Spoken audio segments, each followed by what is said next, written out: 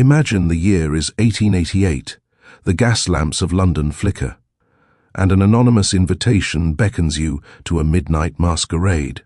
Picture a dazzling ballroom overflowing with masked figures, their true identities veiled by silk and intrigue.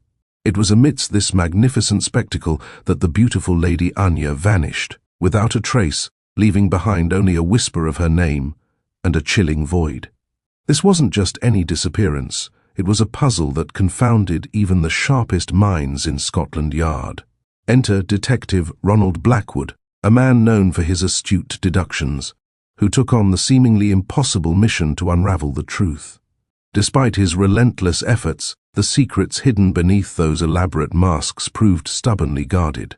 What truly happened to Lady Anya in the heart of the Midnight Masquerade?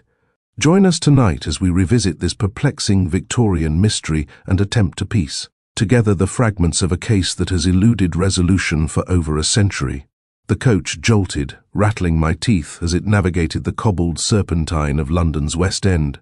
Outside, the gas lamps, haloed by the thick, cloying fog that clung to the city like a shroud, cast spectral shadows on the soot-stained brickwork. It was 1888, and the city breathed a heady mix of progress and ancient mystery, a paradox perfectly embodied by the anonymous invitation clutched in my gloved hand, a midnight masquerade at the formidable Blackwood Manor. My assignment from the Pall Mall Gazette had been vague. Observe the peculiarities. Of high society, my editor had grunted, flicking ash onto his already cluttered desk. But as the carriage finally drew to a halt before the imposing wrought-iron gates, and I glimpsed the grand silhouette of the manor through the swirling mist, I knew this night held more than mere peculiarities. There was an electricity in the air, a scent of something poised on the precipice between dazzling spectacle and profound unknown. Stepping out, the chill of the fog pierced my thin evening cloak, but the warmth emanating from the grand entrance of the manor pulled me forward. Liveried footmen, their faces impassive behind their own elegant masks, guided guests up wide marble steps. The heavy oak doors swung inward, revealing a scene that momentarily stole my breath. The ballroom was a kaleidoscope of silk, velvet, and feathered anonymity. Chandeliers, dripping with crystal, cast a golden glow over hundreds of masked figures whirling to a lively waltz, their laughter and conversation a vibrant hum that vibrated through the very floorboards. Here, under the guise of anonymity, titled Lords danced with veiled actresses, industrialists, whispered to exotic beauties, and reputations were both made and discreetly shredded. It was a dizzying, intoxicating tableau, each masked face a silent promise of intrigue. I, Thomas Finch, a mere fledgling journalist, felt utterly out of my depth, yet utterly compelled. I found myself drifting, a ghost among the revellers, my own simple domino mask, doing little to disguise my youthful awe. My gaze swept across the room, past harlequins and columbines, past figures clad in the garb of ancient pharaohs and Venetian doges, until it snagged on a vision. She was a woman, perhaps in her late 20s, radiating an ethereal grace that even the most elaborate costume could not obscure. Her gown, a shimmer of midnight blue silk, clung to her form like a second skin, and a half-mask of silver filigree framed eyes that I could only describe as pools of liquid starlight. Whispers followed her like a phantom retinue. Lady Anya Cortez, the name, drifted past my ear, murmured with a mixture of admiration and envy. She moved with an effortless elegance, her laughter, when it reached me, like the chime of distant bells. It was impossible not to be drawn to her orbit. She was the very essence of the masquerade, beautiful, mysterious, and utterly captivating. I watched as she danced, gracefully refusing a succession of partners with a playful tilt of her head, only to accept the arm of a tall, cloaked figure whose deep crimson mask obscured every feature. They spoke for a moment, their voices lost in the orchestral swell, before he led her towards a secluded alcove near the grand fireplace, its flames licking hungrily at a towering stack of logs. I saw her glance back, a momentary flicker in her eyes that I couldn't quite decipher, before they were swallowed by the shadows, swallowed by the sheer volume of bodies, and the swirling, dizzying movement of the ball. I recall making a mental note of her. Her striking presence would undoubtedly make for excellent copy. It was then, as I was composing a suitable descriptive phrase in my mind, that I noticed a figure standing near the entrance, quite apart from the throng. He was a man of medium height, clad in impeccably tailored, if somewhat severe, black evening wear. His mask was simple, unadorned black silk, but it did not hide the intensity of his gaze, which seemed to pierce through the frivolity of the party. There was an air of profound stillness about him, a quiet authority that commanded attention despite his lack of ostentation. This, I knew instantly, could only be Detective Ronald Blackwood. I had heard the whispers, of course. Scotland Yard found him an enigma, a brilliant mind whose methods bordered on the eccentric, a man who saw patterns where others saw only chaos. He wasn't officially with the Yard, rather, he was a consulting detective, brought in on cases that had utterly baffled the conventional police. His reputation preceded him like the fog itself, inescapable and utterly pervasive. They said he could read a crime scene like a book, deciphering the silent narratives left by dust motes and discarded gloves. He observed the ballroom with an almost clinical detachment, his eyes missing nothing, yet betraying no emotion. It was as if he were attending a lecture rather than a ball. A shiver, unrelated to the damp London air, ran down my spine. What could possibly have brought such a man to a frivolous masquerade? Was he merely a guest, indulging in the season's pleasures? Or was he, even then, already seeing the cracks in the opulent facade? The evening wore on, a blur of champagne and polite conversation. I tried to catch another glimpse of Lady Anya, curious to see her emerge from the shadows with her crimson-masked companion. But the alcove remained empty. I thought little of it at first. Perhaps they had merely moved to another part of the spacious manor, seeking a quieter retreat. The allure of the masquerade lay in its transient encounters, its fleeting moments of clandestine conversation. However, as the grandfather clock in the hall chimed 2 bells past midnight, a subtle shift in the atmosphere began to permeate the revelry. The music seemed to lose a beat, the laughter grew a shade too brittle. A low murmur started to spread, ripple-like, through the crowd. It began innocently enough, a curious question here, a raised eyebrow there, then a more insistent query. "Has anyone seen Lady Anya?" someone asked, their voice cutting through the general din, a discordant note in the symphony of the ball.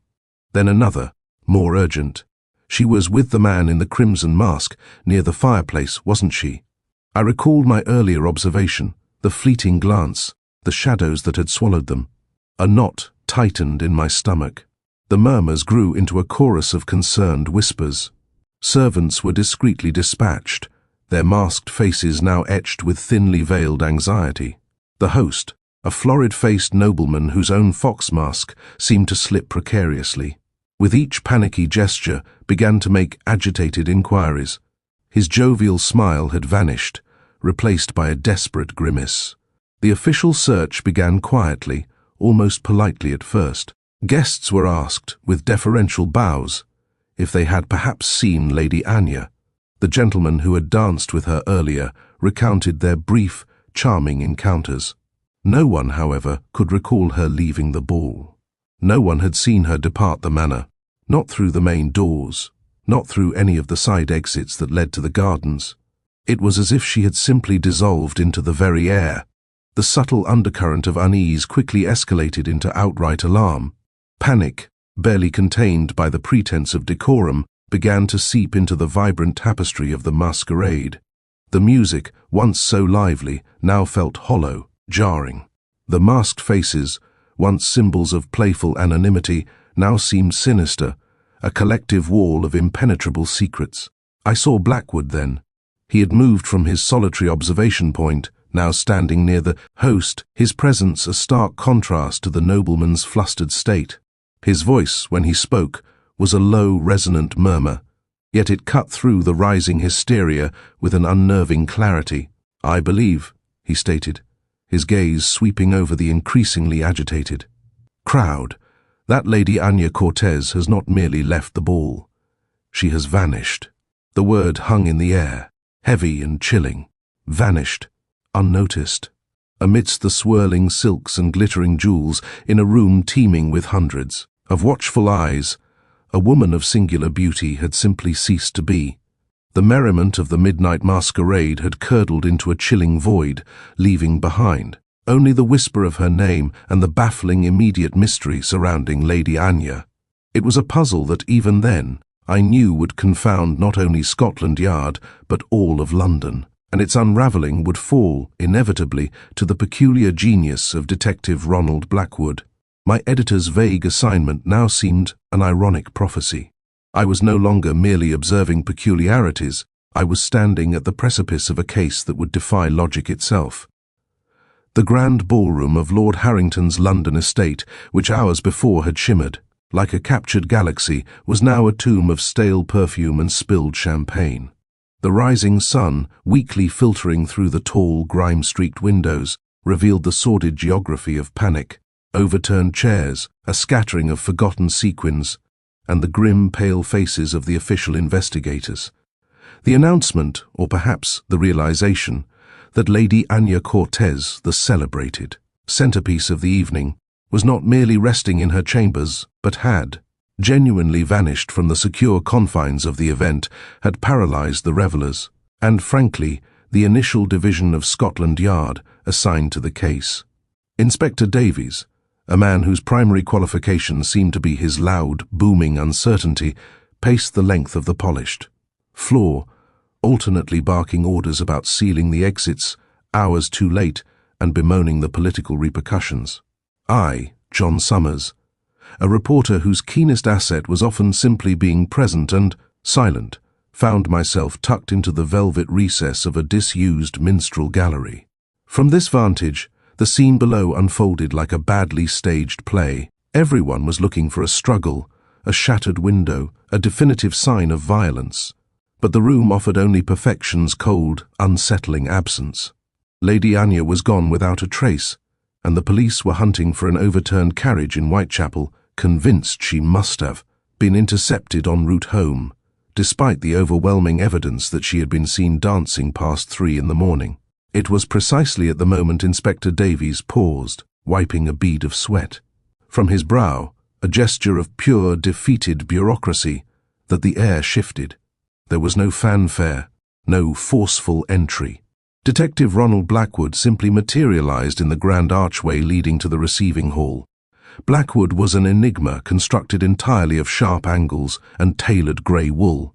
His face was a study in controlled neutrality, his eyes, pale, almost colorless, moving with a focused intensity that seemed to peel back the layers of reality, searching for the underlying mechanics. He carried neither notebook nor visible weapon, relying solely on the vast, quiet architecture of his mind.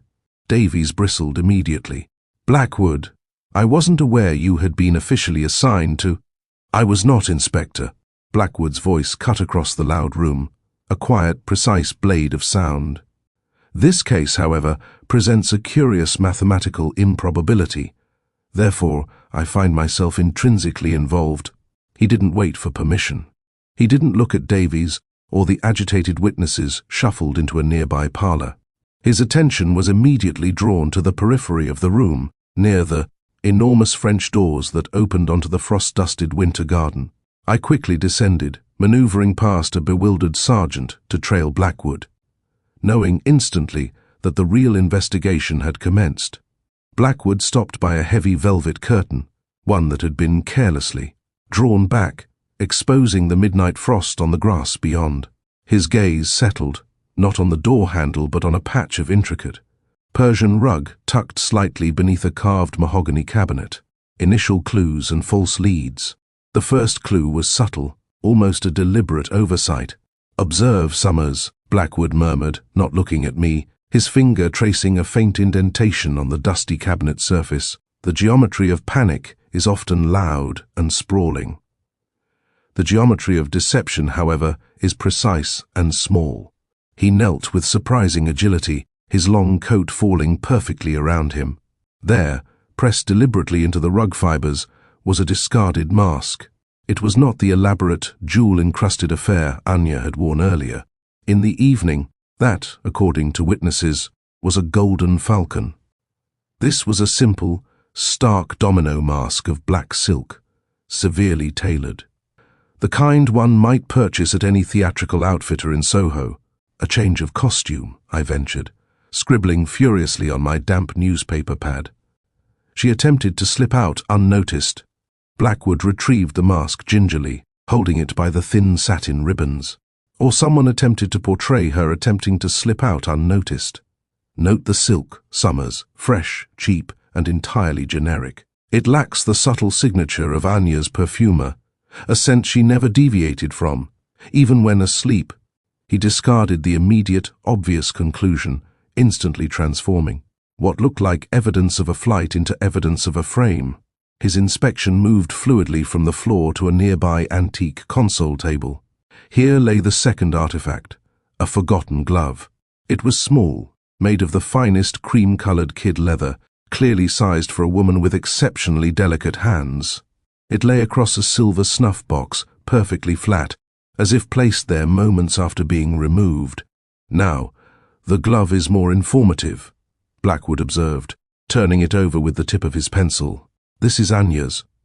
The inner stitching, the bespoke tailoring, her monogram is almost invisible, tucked into the wrist seam. But look at its context. He gestured to the surrounding surface. The snuff box is dusted from lack of use. The table has a thin patina of settled grime. This is the nature of a house of this size, even well kept.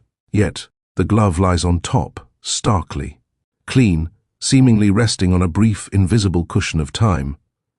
It was not dropped, it was placed.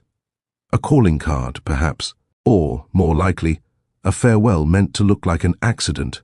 While Blackwood was dissecting the physical evidence, the inevitable pollution of the human element began to seep into the room.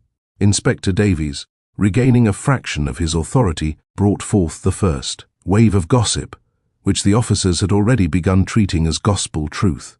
This was the source of the third crucial element, a whispered rumor. "We have several confirmed reports, Blackwood," Davies announced, consulting a messy sheaf of notes. Lady Anya was known to be in dire financial straits. Her investments in Bolivian silver mines had collapsed. She owed thousands to Lord Ashworth, who was seen arguing heatedly with her just before midnight. Davies swelled with self-satisfaction. The prevailing theory, confirmed by 3 separate guests, is that she panicked. She staged the disappearance, perhaps with the help of a secret admirer, a masked man she was seen speaking to near the buffet. She fled London, escaping her creditors. A classic society bolt. Blackwood remained stationary, turning the kid glove slowly in his hand.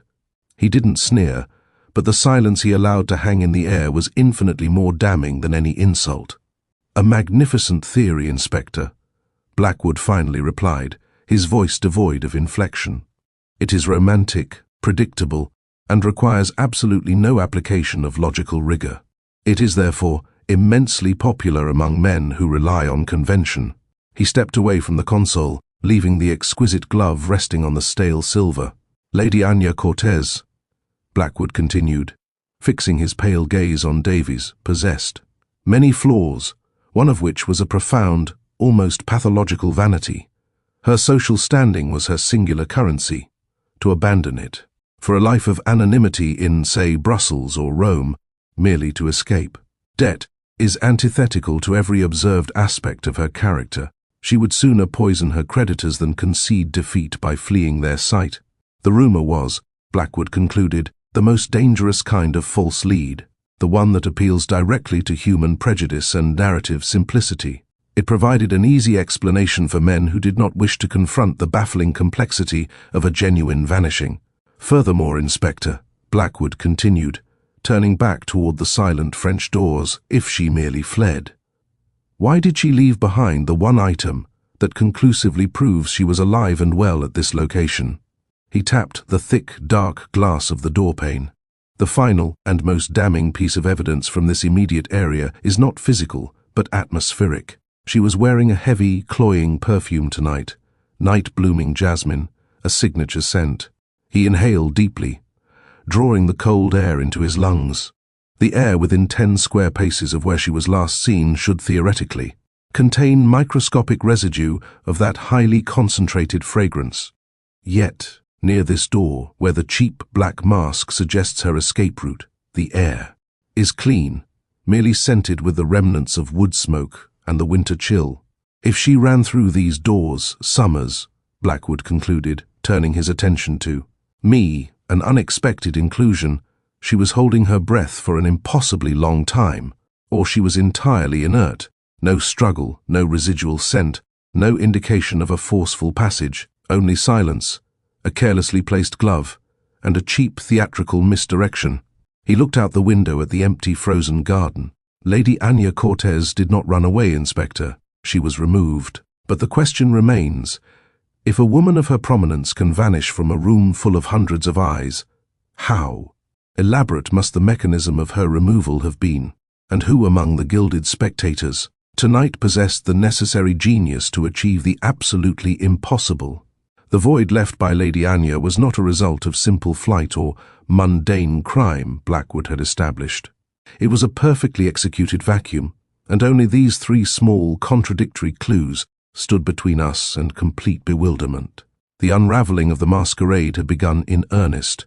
The silence in the grand hall, once insulated by the frivolous music of the masquerade, now pressed down, thick and accusing. Blackwood did not waste time. He ordered the main doors sealed off, transforming the glittering sanctuary of the elite into a high-stakes quarantine. Summers, Blackwood instructed, his voice low enough to avoid echoing off the high, frescoed ceilings. Find me the three most volatile points on this map: Devereux, Castillo, and Durand. Tell them I wish to discuss the meaning of absence in the adjacent library. The library, a cavern of leather-bound secrets and extinguished hearths, smelled of old parchment and cold wood smoke. Blackwood settled behind a massive mahogany desk, placing the single, carelessly, dropped white glove exactly in the center of the polished surface.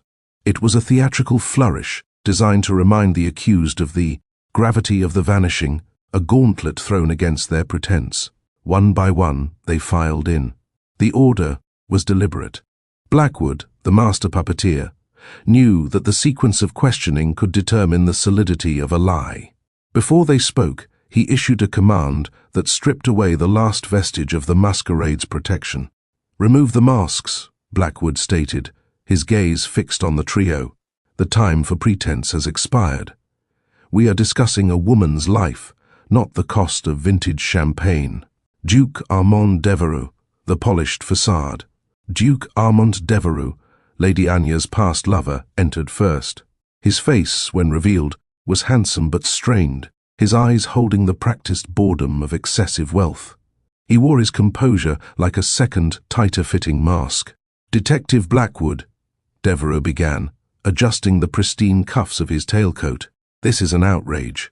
Being detained like this, I was merely discussing the new trade agreement with Lord Ashford." "Your alibi is noted, Duke," Blackwood said, leaning back, his fingers steepled.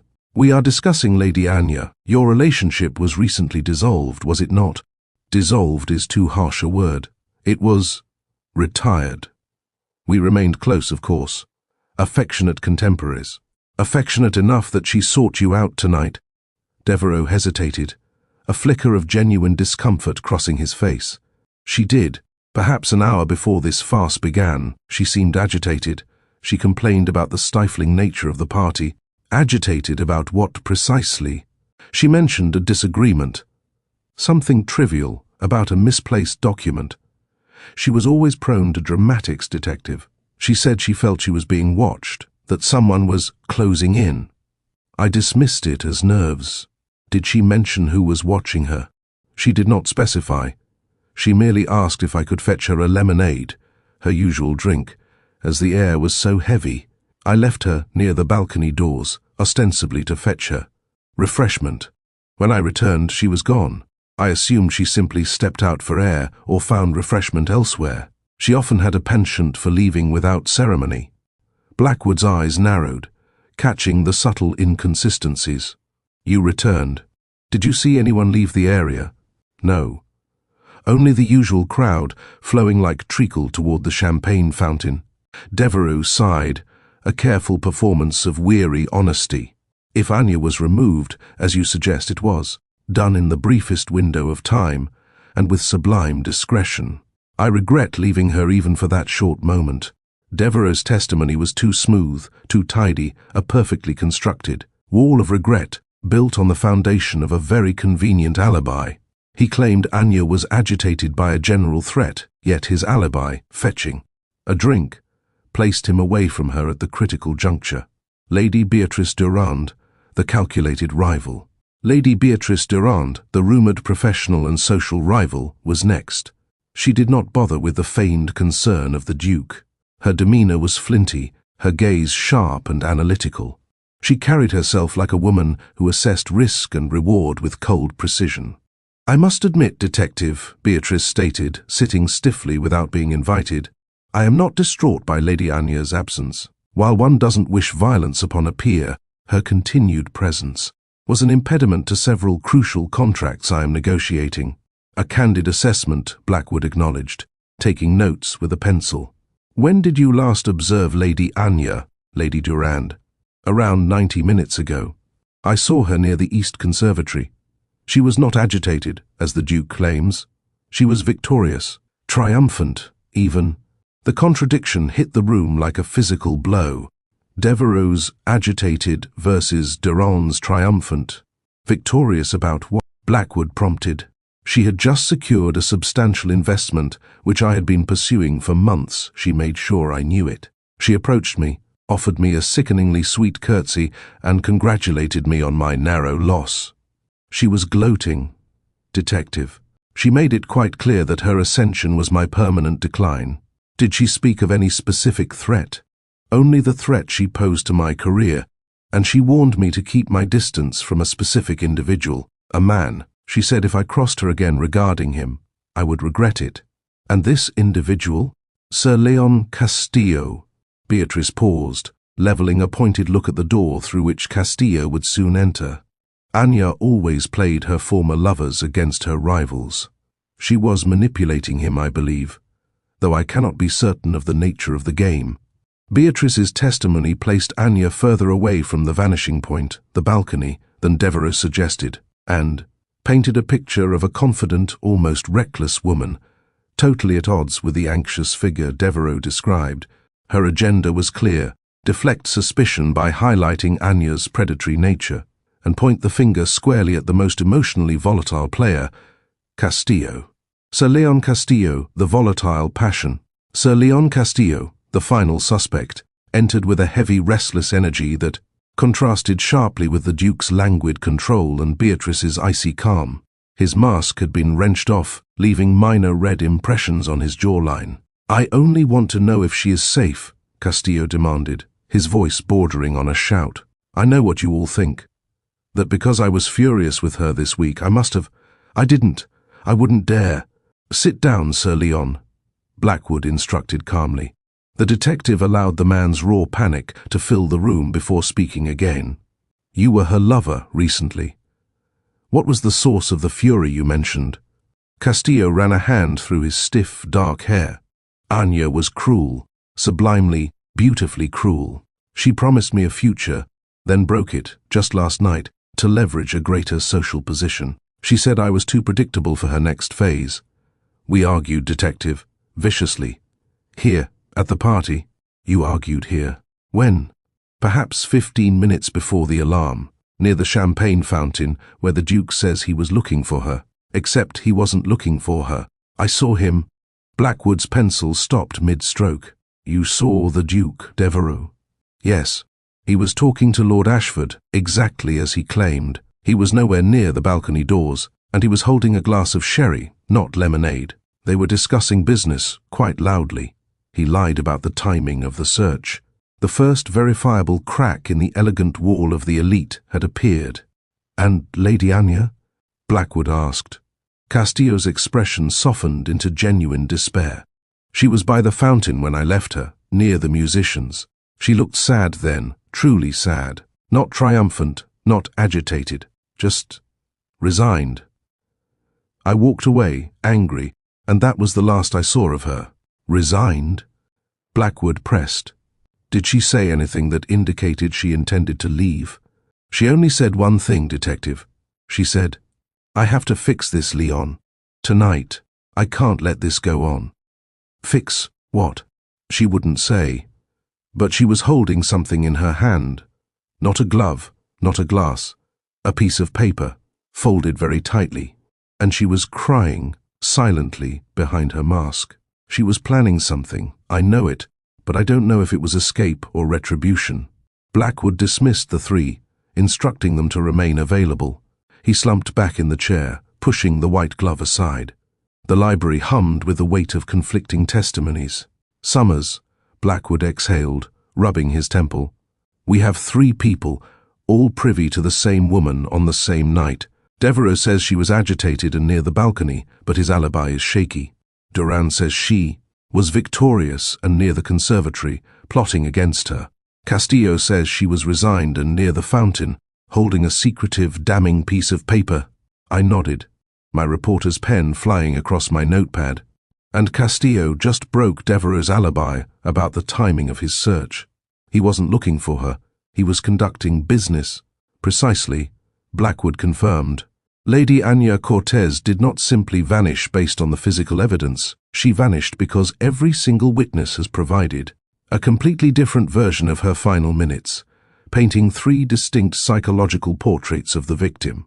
The truth of her departure is buried not under a physical mechanism, Summers, but under layers of carefully constructed, self-serving lies. The 3 people who claimed to care for her most have only managed to confirm one thing.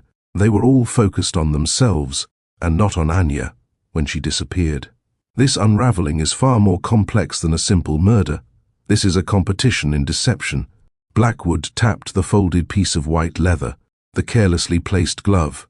Now, let's find out whose hand this belonged to and what fixed moment Anya was referring to. Summers, Blackwood began, turning the glove over in his hand. His eyes narrowed, as if reading hieroglyphs on its pristine surface. Observe the material. Kid leather, undoubtedly. The stitching, however, is what truly fascinates me. He held it closer to the gaslight, the artificial luminescence catching a faint sheen on the delicate material. Notice this minuscule irregularity here, near the cuff, almost imperceptible. A slight tightening of the thread, a signature of a specific Parisian atelier known for its bespoke ladies' accessories. Only 2 women in this city have the means and the inclination for such exquisite detail, and the connection to that particular couturier. My pen paused above the page. Lady Anya and Lady Beatrice, I murmured, my gaze shifting between the glove and Blackwood's unblinking profile, absorbing his every calculated gesture. Precisely, Blackwood confirmed, a faint, almost imperceptible curve playing on his lips. And given that Lady Anya Cortez owned no white leather gloves, preferring the darker, more dramatic shades of midnight blue or deep forest green to complement her. Emerald eyes, a fashion preference I distinctly recall from the Devereux soirée 5 months prior. This leaves us with but one elegant, yet decidedly dangerous, candidate. Blackwood let the implications hang in the air for a moment, thick as cigar smoke in a private club. Lady Beatrice Durand. The scent, too, offers a corroborating whisper. Jasmine, yes, quite common among our ladies of society, but layered underneath, a faint, metallic tang. Not the scent of blood, Summers, but something akin to the oxidized copper of old coinage. Beatrice, if you recall, is a keen collector of ancient numismatics, a detail she once proudly recounted to me at a tedious society luncheon, along with a lament about the stubborn scent her prized acquisitions left on her fingertips, even through the finest lace mitts. I scribbled furiously, the pieces slotting together with a satisfying click. So, the glove belongs to Beatrice. But why here, and carelessly placed? That doesn't sound like the meticulously composed Lady Durand. Blackwood. Everything about her is deliberate, controlled. Indeed, it does not. Blackwood agreed, a glint entering his eyes. Which makes its placement here, near the very spot Anya was last seen, all the more deliberate, or all the more indicative of a moment of profound distraction or haste that even Beatrice could not control. Now, the fixed moment. He turned the glove over once more, his thumb brushing the smooth leather. Anya wasn't merely speaking of a time, Summers, but a state, a point of no return, a locked-in arrangement. Remember Beatrice's insistence that she was attending to her correspondence in the drawing room for a specific hour between 8:30 and 9:30 before retiring, and that she claimed to have seen Anya briefly, flitting past the door, around 9 o'clock. Yes, she was very firm on those times, I recalled, my mind replaying Beatrice's cool, unruffled testimony, almost unnervingly so, as if she'd rehearsed it, precisely, cast in stone, fixed. Anya was referring not to a time, but to a plan, a pre-arranged, unalterable meeting, perhaps even a confrontation, a binding agreement of some sort. What if Lady Beatrice's correspondence was merely a convenient alibi, a paper, thin excuse, and her brief sighting of Anya was in fact a pre-arranged signal? Anya, a woman of purpose, would not have merely flitted past an open door if she had something vital to discuss. She would have entered. No. Beatrice's testimony, upon closer inspection, is a carefully constructed facade designed to place her within the vicinity, yet outside the direct interaction during a crucial time frame. It positions her as a detached observer, yet the glove, Summers, speaks of intimate proximity. Blackwood paced a step, the white leather glove still a stark contrast against his dark suit. The fixed moment, Summers, was the point at which Anya's fate was sealed, a moment where the deal was struck, the blackmail confirmed, or the final desperate plea was made. And I believe Lady Beatrice Durand was more than a mere observer. She was a key participant in that sealing. A participant who, in her haste, her fleeting moment of panic, or perhaps her cold satisfaction, left behind a white leather calling card, subtly scented with jasmine, and the lingering ghost of ancient history. He tossed the glove onto the table with a soft thud, a silent challenge in its pristine presence. The masquerade, Summers, is beginning to crack, and beneath the elegant facades of devotion and concern, we are finding, not grief, but ambition, fear, and a chilling capacity for manipulation. Lady Beatrice Durand, it seems, has far more to hide than simply a preference for antique coins. The conflicting accounts were a tangled knot, each thread seemingly strong yet frayed by the others. I, John Summers, the omnipresent reporter for the New York Clarion, felt the familiar thrill of an unfolding mystery tightening in my chest. My notepad, usually a flurry of scribbled observations, was now sparsely dotted with key words. Agitated, victorious, resigned, balcony, conservatory, fountain, paper, lemonade, sherry, lie. Blackwood was a man who thrived in such chaos. He paced the plush carpet of the Duke's study, his brow furrowed, the gas lamps, casting long, dancing shadows that mirrored the uncertainty of our situation. So, he mused aloud, we have Lady Anya, a woman who by all accounts played games with the hearts and fortunes of these three, each with a motive, each with proximity to the scene. But the truth, as always, is buried in the details they didn't emphasize.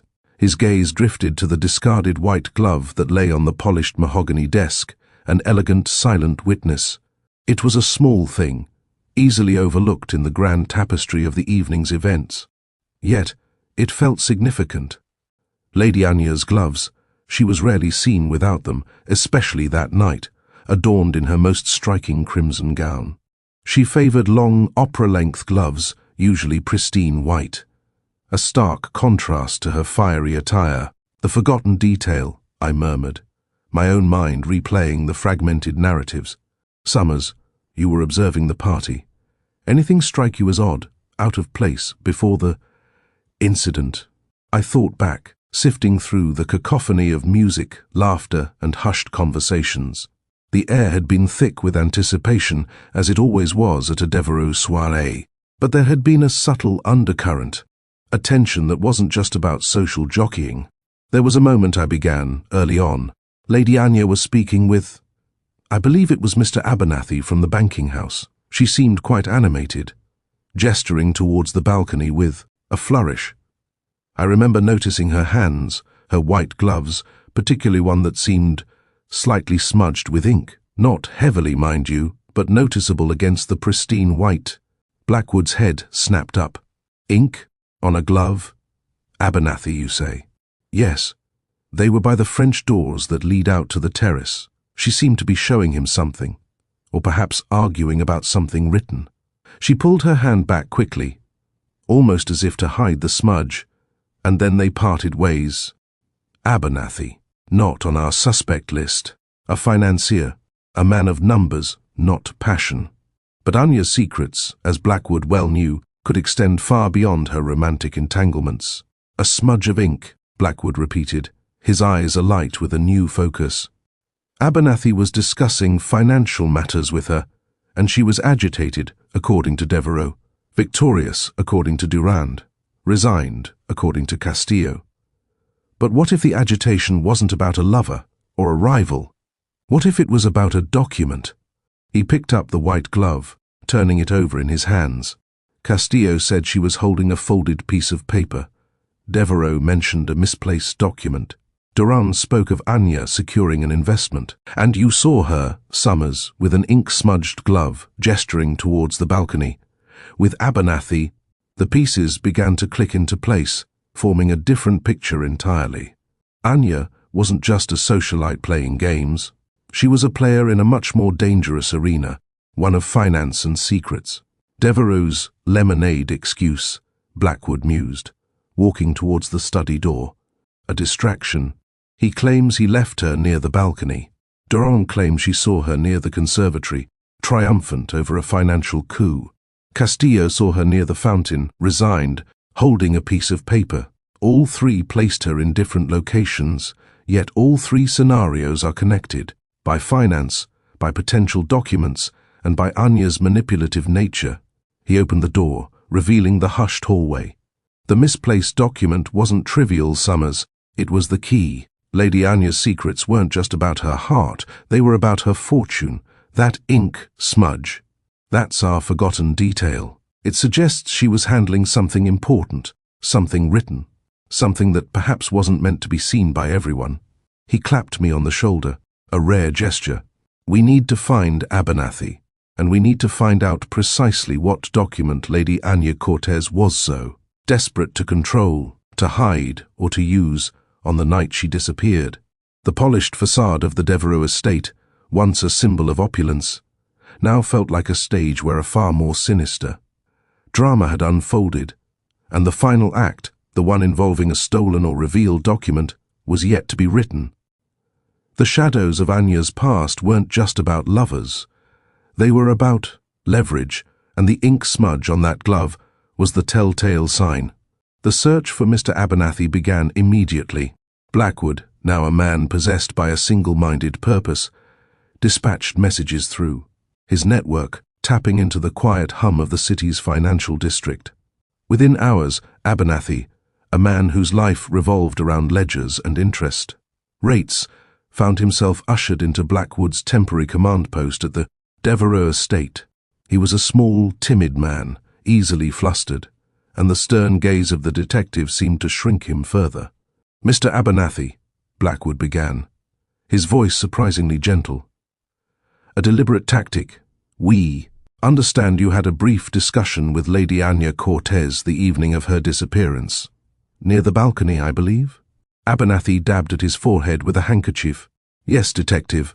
A rather spirited discussion, I must confess. Lady Anya was, as always, quite persuasive." "Persuasive about what, precisely?"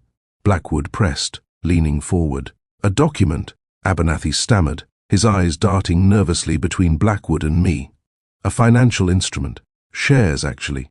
In the Sterling Shipping Company, she had acquired a significant number of them, quite suddenly, and was attempting to strong-arm me into validating their ownership under rather dubious circumstances. My notepad was now a whirlwind of activity. Sterling Shipping Company, a major player in transatlantic commerce, recently embroiled in rumors of a hostile takeover. Dubious circumstances?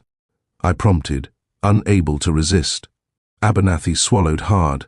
The ownership transfer was irregular. She claimed they were a gift, but the paperwork suggested a forced acquisition from a minor shareholder. She was quite agitated, demanding I verify them before the market opened the following morning. "The ink smudge you mentioned, Mr. Summers," he added, glancing at me. "I believe that was from the hastily signed transfer papers she was waving in my face."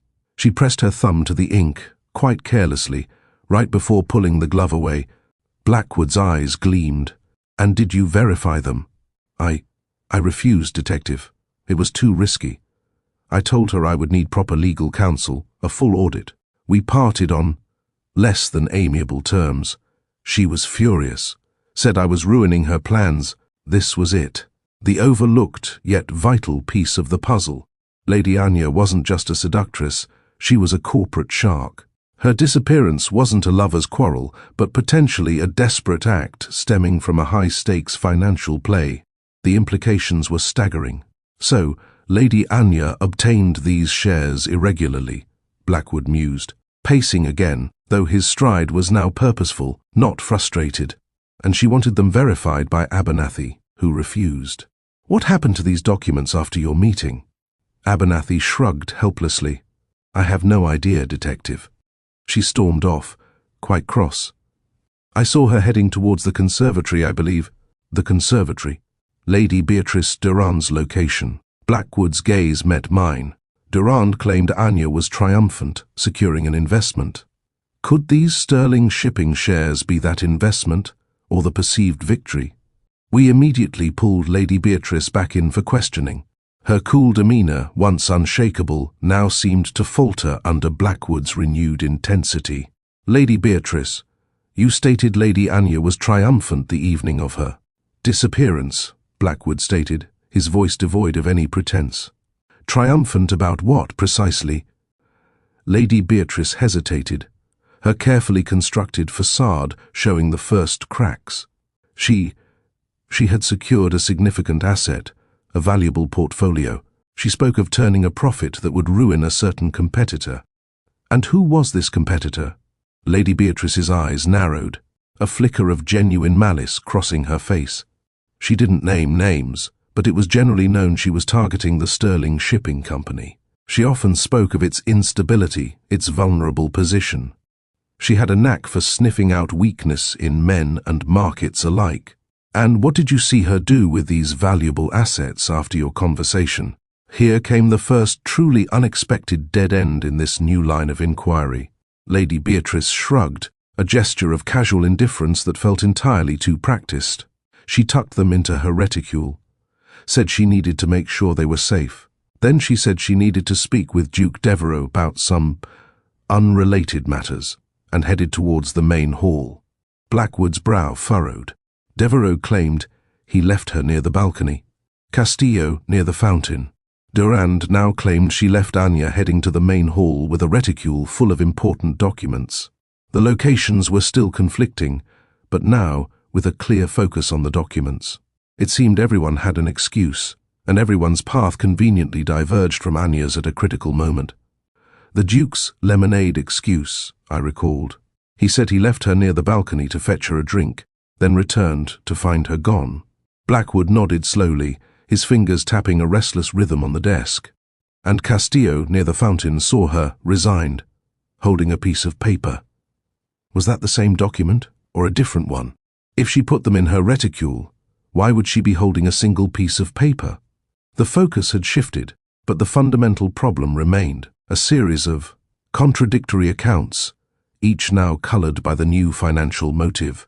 The puzzle had simply become more intricate, the pieces changing shape even as we tried to fit them together.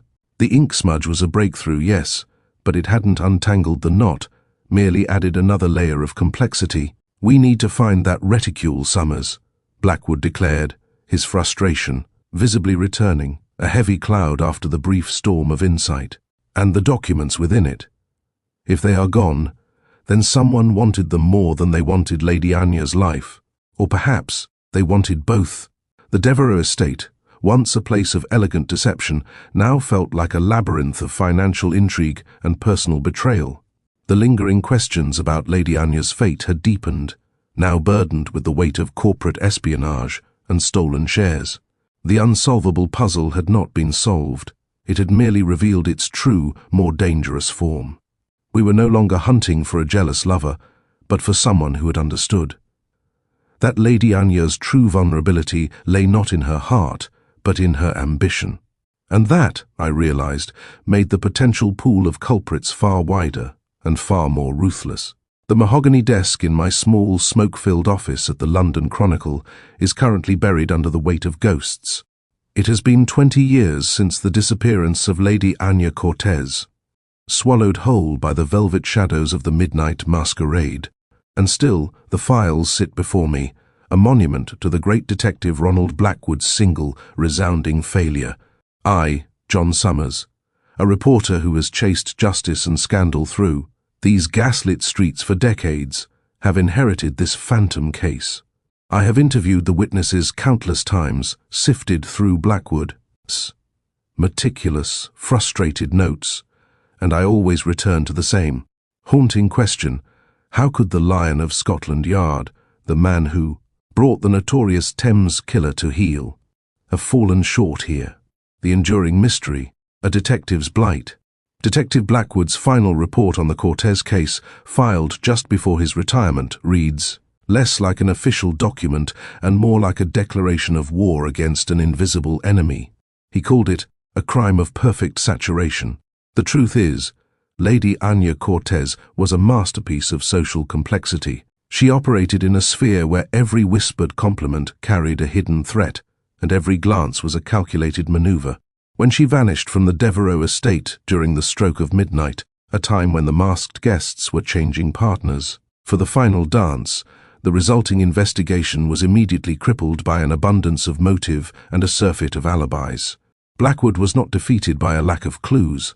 He was defeated by too many. The room was filled with elegant malignancy. Summers, Blackwood had told me years later, his eyes dull with memory. Every individual present had either adored Anya or despised her. The crime was so clean, so precise, that it could only have been executed by someone utterly fluent in the language of the masquerade, someone who knew exactly how to use the chaos of the night as camouflage. The detective had pinned his failure on the mask itself. At a masquerade, identity is fluid, suspicion dispersed. When Anya stepped away from the grand ballroom, allegedly to retrieve a forgotten glove, she melted into the anonymity afforded by the black velvet and lace that concealed her features. The trail simply evaporated in the hall, leaving behind only the faintest scent of her signature Arabian jasmine perfume and a single crushed white orchid, a flower that was not meant to be worn that evening. It was the ultimate insult, a crime committed not in spite of the police presence, but utilizing the very fabric of aristocratic society as its shield. The timeless appeal, elegance and obsession. The enduring allure of the Midnight Masquerade case stems fundamentally from the victim and her milieu. Lady Anya Cortez was the epitome of Victorian elegance and daring. She was a woman who navigated the rigid social structures with the seductive grace of a serpent, leaving a trail of obsessed admirers and bitter rivals in her wake. This case is not just a mystery, it is a time capsule, preserving the decadent, dangerous heart of the late Victorian era. The elegance of the gowns, the gleam of the silverware, the calculated cruelty beneath the polite veneer, it all contributes to a narrative that feels lifted directly from a grand opera. To understand Anya's disappearance, one must examine the three central figures circling her, each representing a distinct form of deadly obsession, love, rivalry, and possession. Duke Armand Devereux, the patron and the possessor. Duke Devereux, the host of the ill-fated masquerade and Anya's long time, immensely powerful lover, immediately fell under scrutiny. Armand was a man accustomed to owning everything he desired. Anya was his most prized possession. The moment Blackwood questioned him, the Duke's carefully constructed facade of grief cracked, revealing a deep, possessive fury. His motive was clear. Anya was rumored to be preparing to end their arrangement, seeking a new, perhaps more permanent, alliance. Could the possessor have destroyed the object rather than allowing it to be transferred? His alibi, however, was ironclad. At the precise moment of Anya's disappearance, Duke Devereux was delivering a formal, highly rehearsed toast to the Queen, surrounded by dozens of high-ranking witnesses, including the visiting ambassador, Lady Beatrice Durand, the shadow of jealousy, Lady Beatrice Durand represented the opposite side of the societal coin, the rival. Her family's reputation and finances were waning, a decline frequently, and publicly referenced by Anya Cortez, in subtle yet cutting ways. Beatrice had everything to lose and saw Anya as the architect of her social and impending financial ruin. Beatrice was reported to have argued vehemently with Sir Leon Castillo near the conservatory.